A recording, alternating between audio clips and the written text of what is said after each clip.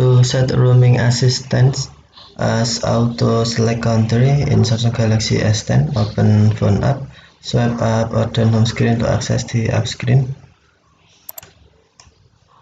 If you use default theme, select Samsung folder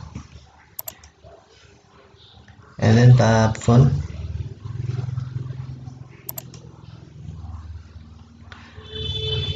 Tap more icon or three dot icon and then select settings.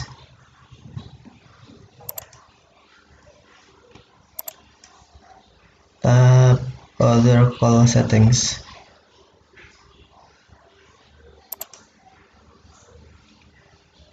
Select roaming assistance and then select auto select country. Automatically apply your home country code when calling contacts you've called before. Okay, thank you for watching. Have a nice day.